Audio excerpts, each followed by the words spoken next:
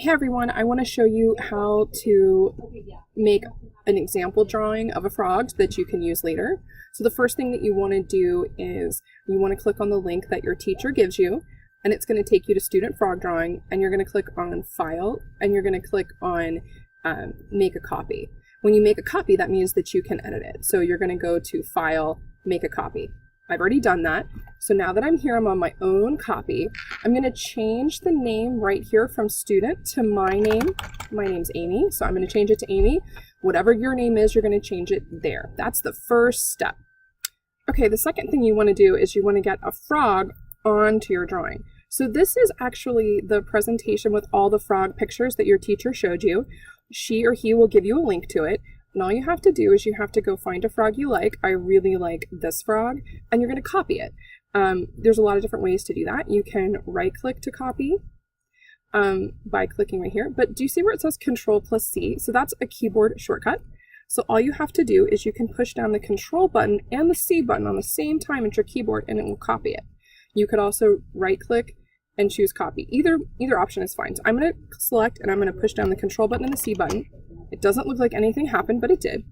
Then I'm going to go over here and click on my drawing, and I'm going to push down, I can right click, and I can go to paste. So I can right click and choose paste. Do you see where it says Control+V as in Victor? That's also a keyboard shortcut. I like the keyboard shortcuts, so I'm going to push Control+V, and there's my frog.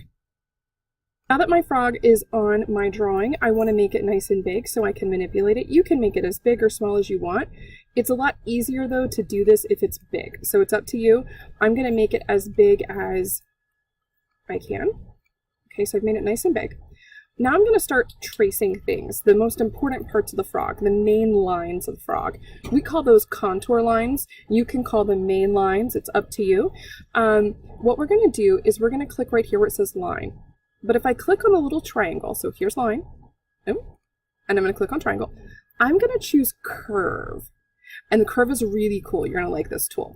So I'm going to click on that, and I feel like this eye is sort of a really big part of this frog, right? That's a main thing. This frog has eyes. So I'm going to click, and do you see how it made a little line there, right? I haven't clicked again. I just clicked once. As I click again, it will continue to make a curved line for me until I either touch the beginning of the line or I double click. So I'm going to touch the beginning of the line here and I click, oh, right? So do you see how it has, it's filled, it's covered up the eye, right? So I can click on my fill color and choose transparent. And then that line is kind of thin. I like for it to be really, really thick. And I also like to be able to see it. So it's up to you. You can keep it at black if you want. I'm going to make it nice and thick, either choose 8 or 12. There you go. Okay. So now I'm going to go back to my curved line. Oops.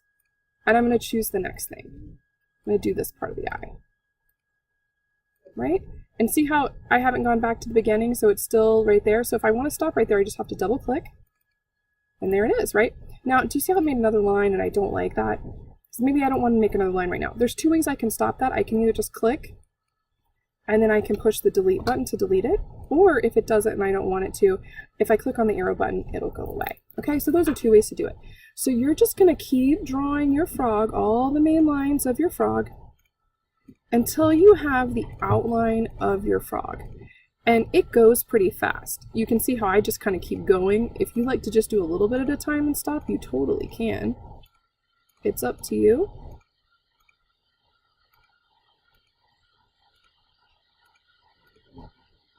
So see, that's a lot of line, right?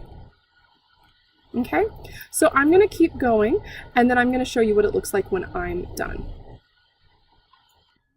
Okay, so now I'm all done with my drawing, and I've got my frog, and I've got the contour line drawing, or the main line drawing. So what I want to do now is I want to actually get rid of the photo of the frog. So I'm going to click on that, I'm going to make sure I'm on my arrow, and I'm going to click on it, and then I'm going to push the delete button. Delete. And I have this great frog outline, okay? So now what I need to do so I can have it to look at later is I can go to File, and then I'm going to go to Print, and you're going to print this. So I'm going to print it. It doesn't have to be in color. Black and white is totally fine. I'm going to print it, and then I am good to go. Now you could just as easily do this with pencil and paper, right? You don't have to do this online, but sometimes online's a fun way to do things. So that's how you draw a frog using Google Drawings.